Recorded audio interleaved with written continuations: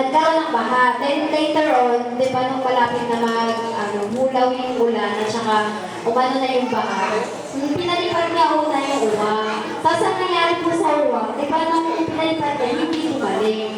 Tapos ngayon, palipad siya ulit ng kalapate. Tapos after that, yung nangyari, yung kalapate bumalik kasi kaya bumalik yung kalapate kasi wala pa siyang matutulungan na puno, kaya bumalik siya. Sabi ko ni Baliban sa pagkauwaw. Ngayon, sabi ko dyan, yung kalapate at saka yung uwang, may type ng shadow siya. Ano po yung type ng shadow niya? Yung type ng uwang po, sila yung mga hindi Kristiyano. Nasabi po doon, kumakain po yung uwang ng bangkay o patay, bulok.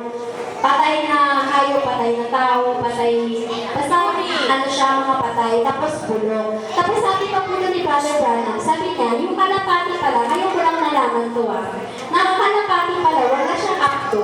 Sabi ni Brother Branham, wala siyang apto. Tapos, yung kaya kinakain niya is trigo lang. So, ibig sabihin, wala siyang apto, wala siyang pampatulang ng maduduming kinakain na sa loob ng tiyan niya. Kaya kinakain niya ay malinis. So, sabi po doon, yung isang Kristiyano, hindi po siya dapat ng isang kalapati. Nasabi po doon, yung isang Kristiyano, kumakain dapat siya ng malinis na pagkain. Ano po yun? Yung malinis na pagkain po yun yung Word of God. Nasabi po doon, kapag kinakain mo yung Word of God, nagmamanifest yun. Hindi katulad ng uba, nasabi po doon, kain siya ng kain ng patay, ng patay na hayop, bangkay, gano'n. Mga bulong yung kinakain niya.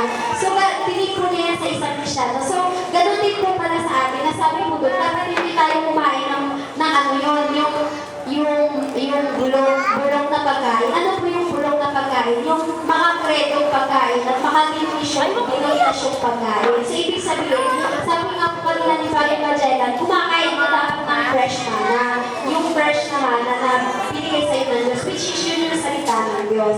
Tapos yung isa ko pa pong report, yung pinag-share po namin ng kapatid ko, every time kami na kumakain, every time na papabasa report, there is a sharing lagi. May sharing kami, so nagiging sacred din yung aming pagkain lagi. Kasi ang nag-open up ng sharing po lagi is my sister. Yung sister ko, yung parang nakikita ko sa kanya yung hunger doon sa truth. So ibig sabihin, yung hunger yan sa truth kasi she is Trinitarian. So Trinitarian siya, hindi niya alam yung kung gaano kalalim, kung gaano kalalim yung mystery ng Diyos. Ngayon, every time na nag-sharing kami, kasama namin si Jelay, nagtatanong siya, always siya na nagtatanong. Halimbawa, nagtanong siya kagabi sa amin ng about sa rapture. Sabi ko sa kanya, there is no rapture written in the Bible. Sabi ko gano'n. Walang nakasulat kailanman sa Bible na word ng rapture. That is a third lang. Sabi ko, nakasulat sa 1 Thessalonians, sabi po doon, that is a quota. Pero the term rapture is magandang term na magandang gamitin natin. Kasi quota, inano lang sa word na rapture. Tapos sabi niya po doon sa pag-isip, sabi ko, ano pa yung pag-isip? Tinanong ko siya. Sabi niya, pag-isip namin sa Matthew 28:19. So ano yun? Sabi ko doon. Tapos ang nangyari, shinare ko sa kanya. Sabi ko, Matthew 28:19. Sabi niya, go ye therefore and teach all nations and baptizing them in the name of the Father, Son, and Holy Ghost. So, ang kinukuha ko doon ay sabi ko sa kanya. Tapos sabi niya doon, kung sinasabi mo na Father, Son, and Holy Ghost is the day, hindi siya day. Halimbawa, sabi niya na, Father siya, pero may name siya, sabi ko gano'n. Tapos sabi ko sa kanya, sabi ko sa kanya, sige, basahin natin yung Matthew 28:19. Then itutong mo yung Acts 2:38.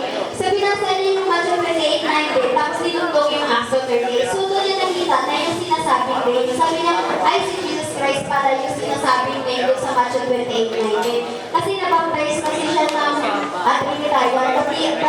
Trinitarian, binautis mo siya ng Trinitarian. Kaya yun, ini-invite ko sa kanya, nasabi ko, ito yung namin, message namin. Sabi ko, nasa sa'yo na lang yan kung kung tatanggapin mo hindi. Sabi niya, hindi naman ako close-minded na yung tama ay inaarap niya. Kasi, di ba mo kapatid ko, GIS, is pa GIS. Retired din. Pero yung paliwanag daw ng GIS sa kanya, mag-separate yung father, may father talaga, tapos merong son. Pero yung na yun, there is three one God. Ay, ganun sila eh. So yun, hopefully, ma-win ko yung soul niya. Yun, maano siya, maakay siya sa, tungkol sa kanya. Pero sabi niya, natanong siya sa akin, paano ate yung sa Catholico, sa Baptist, sa Oneness? Sabi ko siya pagkakanin sa akin is Oneness ako. Sabi ng ate ko, sabi niya, ay mga Oneness yan sila. Akala Oneness tayo. Pero hindi naman Oneness. We are biblical Oneness, which is Unitarianism. Kaya yun ang sabi niya, hindi naman siya ganyan. Ano naman siya, tanggap niya naman kung anong totoo doon na nandun nakasulat sa Bible. So, yun, kailangan nakastick lang tayo sa scriptures. Hindi tayo pwedeng lumabas na sa scriptures. Yan lang po.